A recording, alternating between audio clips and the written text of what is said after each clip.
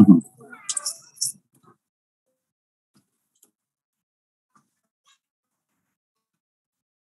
siang. Halo, selamat siang. Selamat siang, Pak. Siang. Ya, bisa dengar suara saya? Selamat siang, Pak. Siang. Ya, mohon maaf ya, ini dalam perjalanan ke Jakarta ya.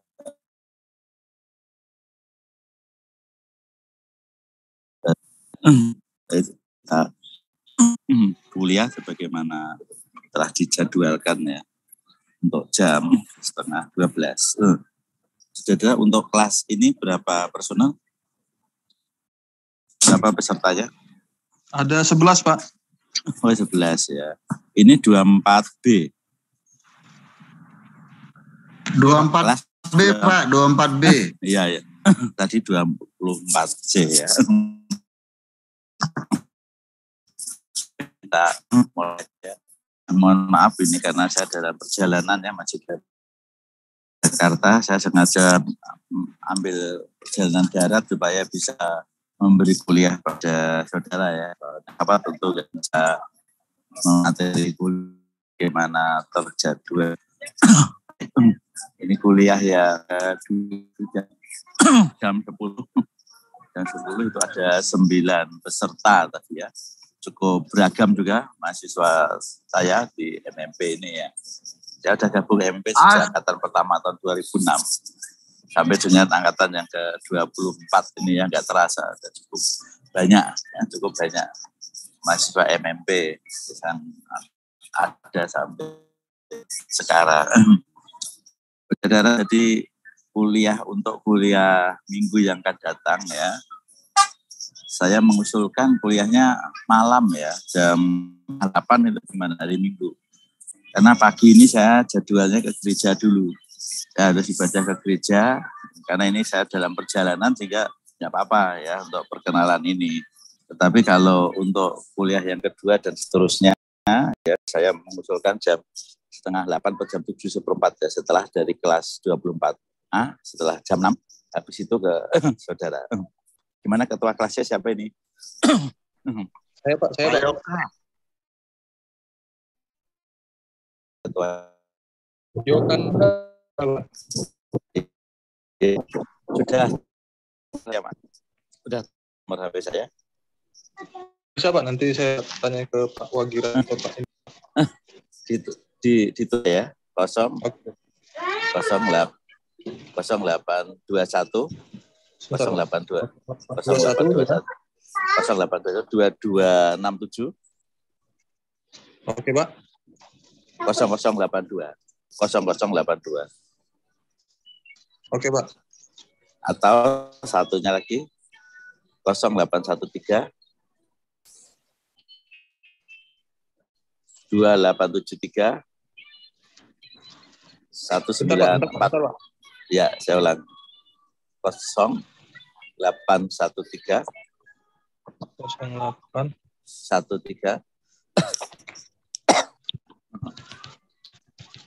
2873 873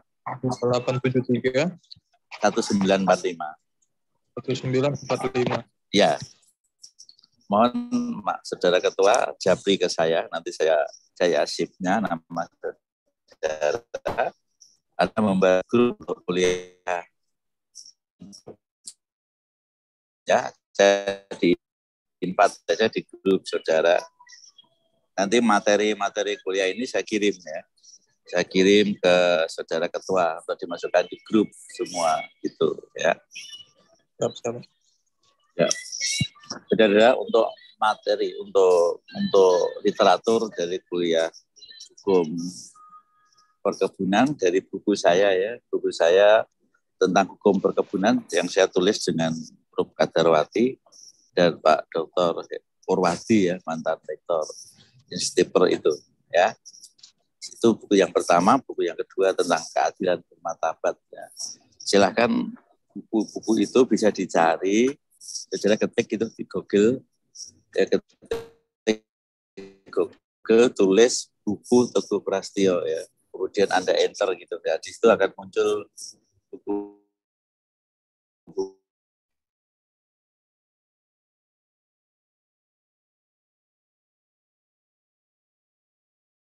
hukum perkebunan dan keadilan bermartabat. Ada 2 literatur itu.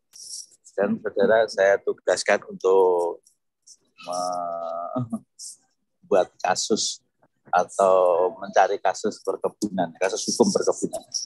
Baik yang existing, yang sudah berjalan maupun yang telah mempunyai kekuatan hukum tetap. Nanti saudara akan presentasi di kuliah yang keempat, ke 5, ke 6, itu saudara presentasi terhadap kasus-kasus itu, ya secara individu, nanti ketua yang mengatur jadwalnya. Ya, tapi sebelumnya saya akan memberi materi kuliah kepada saudara tentang hukum perkebunan dulu, ya, bagaimana filsafatnya, bagaimana pengaturan hukumnya, bagaimana teorinya. Ya. Setelah saudara menguasai itu semua, nanti saudara akan kita beri kesempatan presentasi terhadap kasus-kasus hukum perkebunan ini yang saudara presentasikan untuk tiap-tiap individu. Ya, mungkin tiap kuliah ini 3 kali atau 4. 3 orang yang presentasi.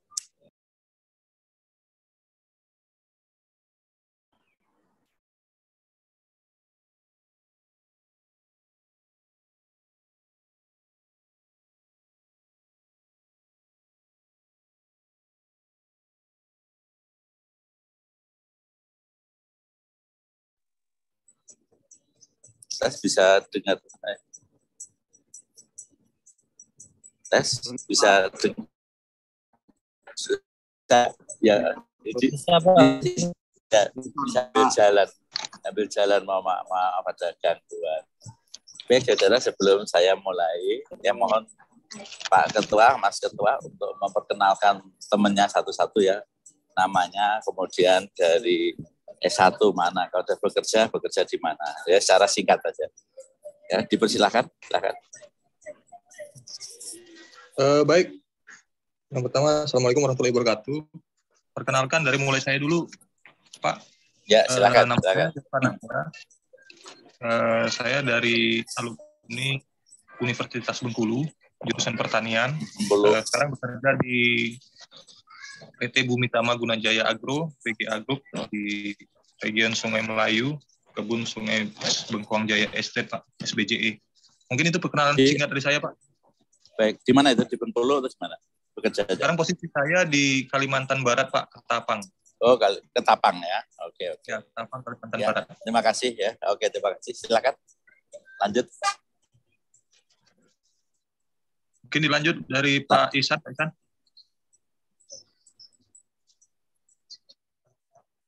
Masuk. Ya, jelas ya.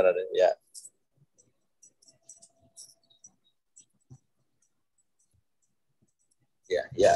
Enggak apa-apa.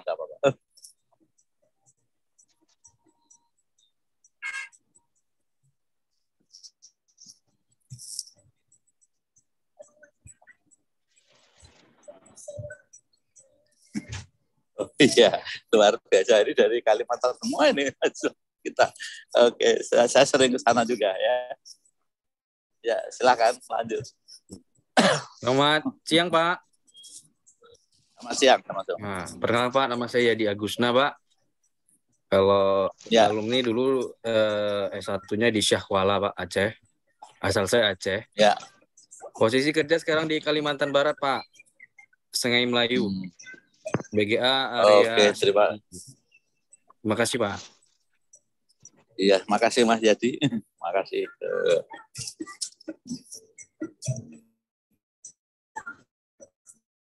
Pak. Perkenalkan, nama saya Fabian. Saya alumni Unsur S1 Teknologi Pertanian, Pak. Sekarang saya bekerja di Kalimantan Barat, di Kabupaten Bengkayang, di PT Ceria Permai Daramat Agro, Pak. Terima kasih, Pak. Oke, terima kasih, Pak. Terima kasih. Lanjut, Pak. Izin, Pak. Ya. Perkenalkan, ya, Pak. Nama saya Andriadi, Pak. Alumni S1 saya Universitas Andalas, Pak. Fakultas Pertanian jurusan Tanah, Pak. Pertanian jurusan Tanah, Pak. Saat ini bekerja di BGA Group, Pak. Regen Sai Melayu wilayah 10, Pak. Kalbar, Ketapang, Pak. Makasih, Pak. Ini kelas Ketapang kalau gitu ya. Majuannya banyak dari Kalbar semua ini. Kelas BGA nih, Pak. Kelas BGA, Pak. Iya. Awalnya kelas BGA, Pak. Iya. Silakan lanjut.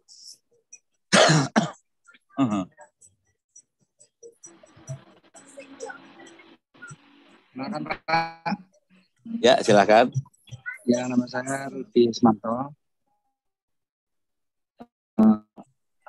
S1-nya dulu di Universitas Muhammadiyah Malang. Ya. Dan Melayu. Sama dengan teman-teman yang lain. Satu dosen, Pak.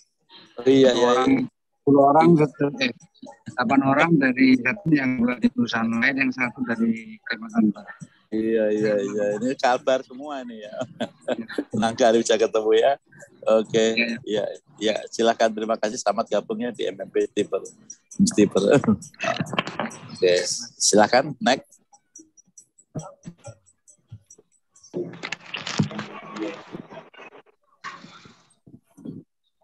Perkenalkan, Pak, nama saya Marwan Saru Siregar. Ya. Siang, Pak. Alumni Instiper S1 Instiper, sekarang bekerja di BGA di Ketapang, Pak, di Kalimantan Barat. Ya. Oke, makasih. Ya, luar biasa, ini semangat untuk belajar ya. Terima kasih. Ya, next.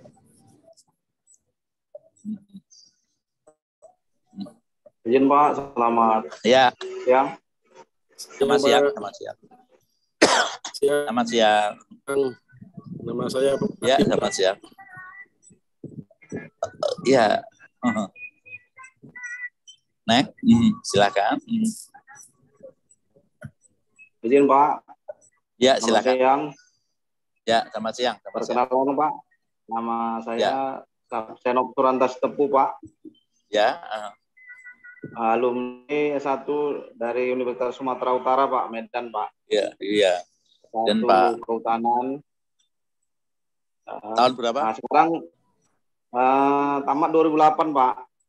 Oh, 2008 ya. Iya. Ya, berarti rektornya belum Profesor Runtung Tepu ya, belum ya?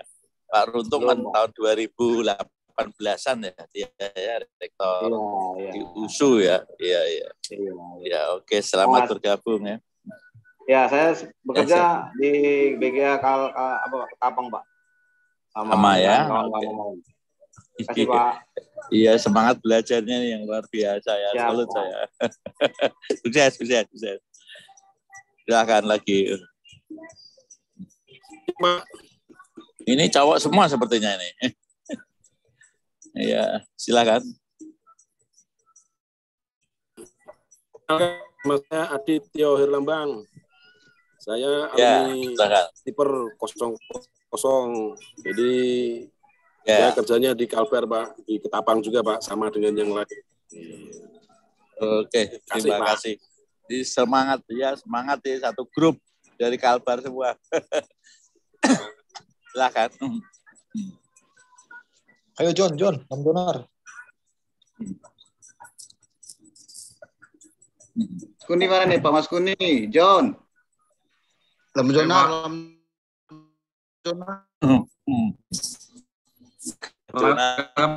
Saya Lam Jonar Kabiak, asal dari Medan. Sekarang bekerja di Ketapang juga, Pak, Kalimantan Barat, sama dengan bapak lainnya, Pak. Iya, selamat gabung di Instiper ya. Pak.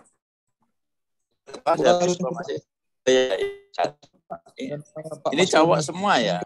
Gak ada ceweknya ya, Mas ya? Cowok semua, Pak. Gak ada, Pak.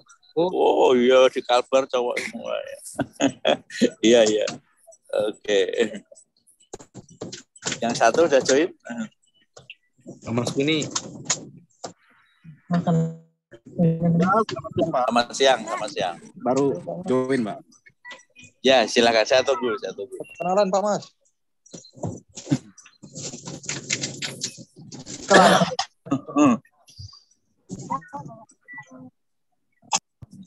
Pak Mas Kuni, perkenalan Bapak.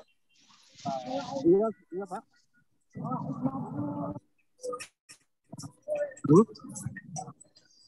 Pak Mas Kuni, perkenalan. Oh gitu. Silakan Pak Mas Kuni, silakan. Iya Pak, selamat siang Pak. Terima kasih Pak. Selamat siang. Ya, selamat siang. Nama saya Mas Kuni Pak. Ya. Saat ini ada di Kalimantan Barat untuk perkebunannya Darmex Plantation Pak. Oke. S1 dari mana? S1-nya? Universitas Palangkaraya Pak, di Kalimantan Tengah. Oh, Palangkaraya. Oke, terima kasih ya. Terima kasih. Pak. Selamat bergabung di program Magister Manajemen Perkebunan. Terima kasih ya. Pak. Ya, makasih. Sudah selesai ya Pak Ketua ya? Sudah Pak, sudah semua Pak. Baik. Ya, baik saudara-saudara. Hukum itu adalah norma ya, aturan. Ya. Baik tertulis maupun tidak tertulis. Ya. Hukum yang tertulis namanya undang-undang. Hukum yang tidak tertulis namanya kebiasaan.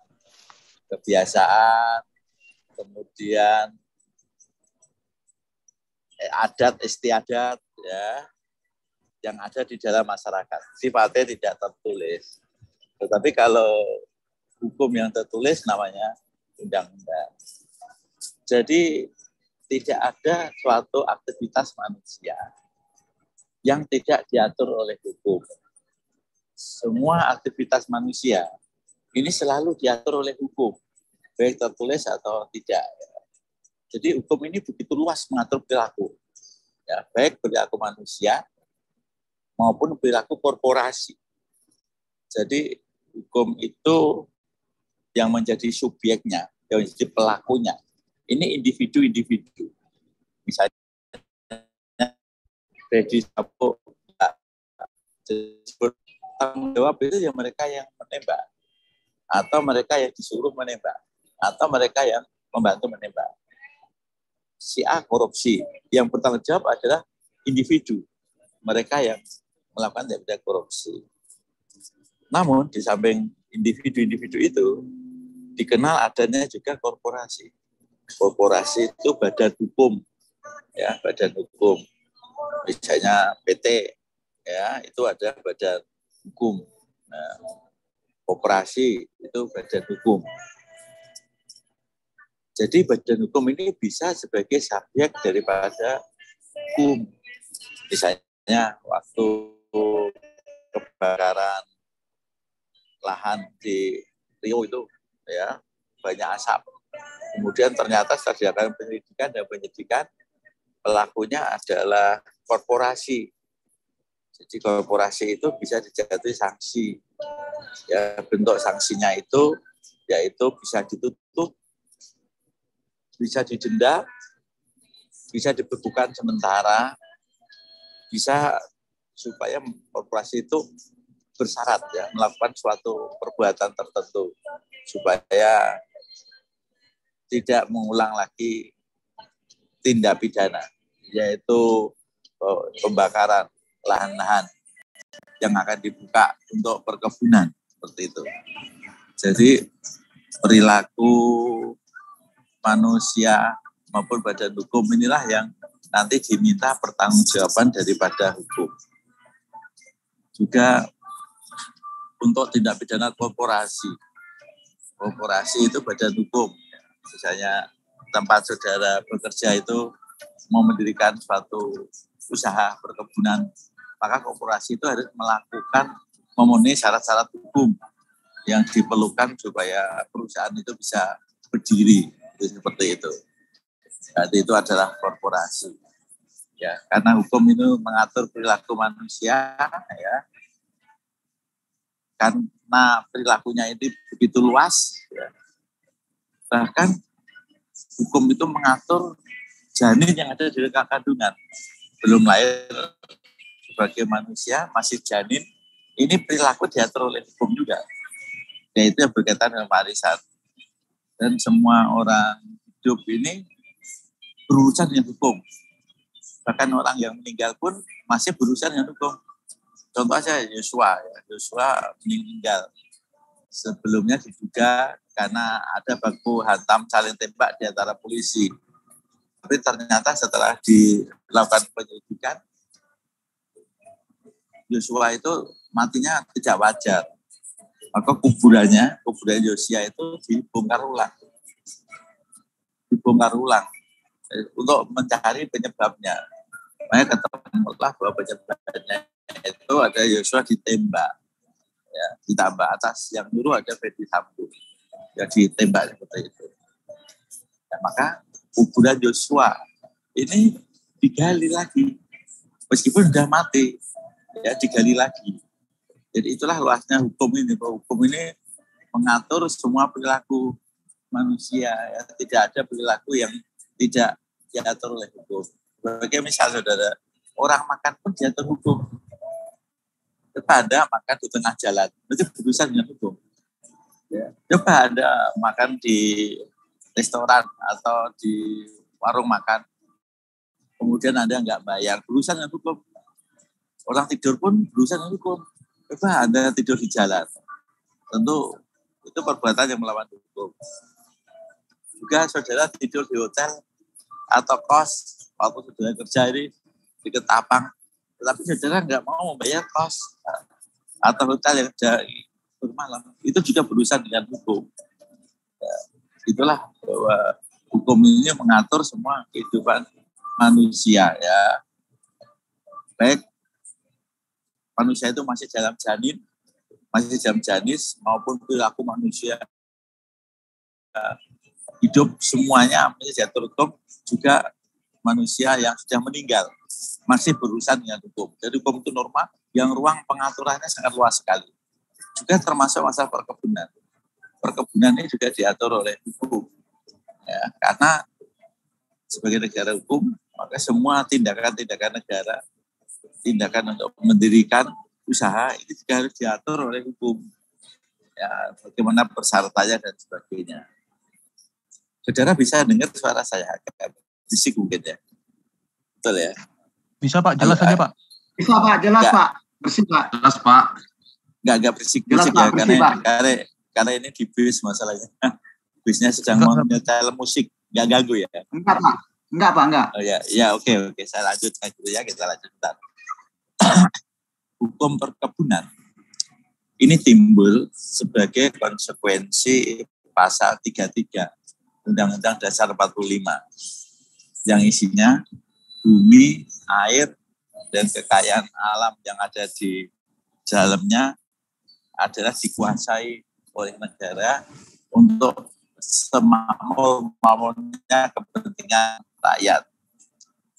Jadi makna bumi beserta segala isinya itu bisa mineral, bisa tanaman-tanaman keras di atasnya, ini semua dikuasai negara. Jadi negara itu mengatur peruntukan lahan yang ada di atas tanah wilayah Indonesia ini untuk semakmur-makmurnya rakyat. Coba Anda bayangkan, kalau lahan Indonesia segitu luasnya ya, saya udah keliling ini di 34 provinsi ya, mulai Sabang sampai Merauke, mulai Aceh sampai Papua Barat, udah keliling di sana. Ya, sekarang Papua tambah lagi 3 provinsi. Ya, betapa luasnya wilayah Indonesia. Bagaimana Indonesia itu kaya sekali, ya, kaya dan subur sekali terhadap hasil-hasil yang dihasilkan oleh bumi pertiwi Indonesia. Kalau kesuburan bangsa Indonesia ini hanya dikerjakan individu per individu, tentu tidak optimal hasilnya. Tentu tidak bisa memberi nilai tambah yang lebih luas. Oleh sebab itu, sejak tahun 7 tahun Undang-Undang Nomor 7 tahun 1955 diperkenalkanlah yang namanya korporasi. Korporasi itu sebagai subjek hukum. Maka di situ dikenal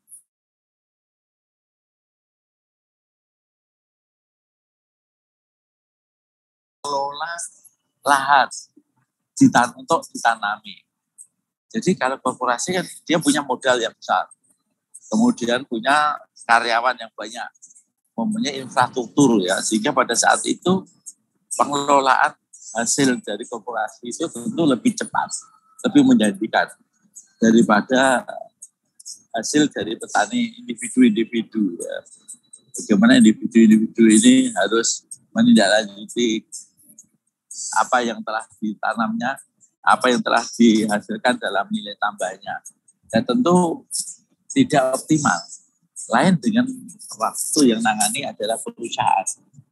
Begitu yang nangani perusahaan, maka hasil yang dihasilkan ini sangat signifikan, sangat luar biasa ya bagi pendapatan negara, APBN maupun PAD daerah maupun devisa dari hasil-hasil kebun yang diekspor ya maupun penyerapan tenaga kerja.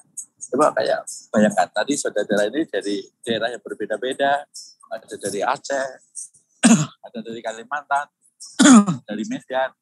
Tapi karena ada korporasi sudah ditarik di Kalimantan Tengah untuk bekerja sebagai manajer di sana, ya sehingga keberadaan saudara ini dalam korporasi mempunyai nilai tambah supaya hasil produksi ini bisa lebih bermanfaat. Makanya saudara, disitulah lahirnya korporasi yang bergerak dalam bidang perkebunan. Kalau kita cermati, saudara, ya, kalau kita cermati dalam perkebunan ini tidak berlaku hanya satu undang-undang.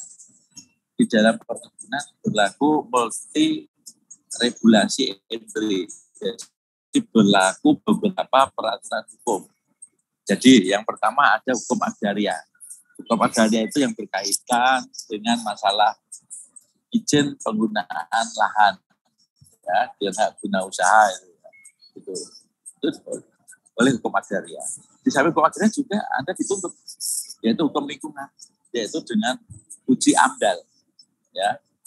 Kemudian saudara dituntut dengan undang-undang tenaga kerja, yaitu karena saudara nanti akan mengerjakan tenaga kerja, mereka rata-rata belum sekolah ya, ada tuntut di posisi yang mana mereka yang belum bekerja itu.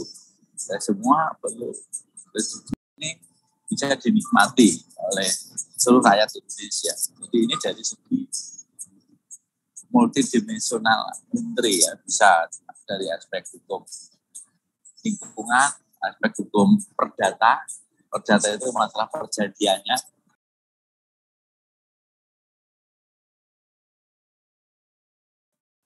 Ya, oke. Ada pertanyaan tidak? Cocok Pak Tenok. Oke, nggak ada kasus. Nggak ada pertanyaan. Baik, kalau nggak ada pertanyaan, saya mohon izin live ya. Oke ya, kita live dulu ya karena ini di perjalanan. Ya, oke ya, selamat. Terima kasih Pak. Terima kasih Pak. Dan memberkati. Terima kasih Pak. Terima kasih, sama-sama. Terima kasih Pak. Ya, makasih.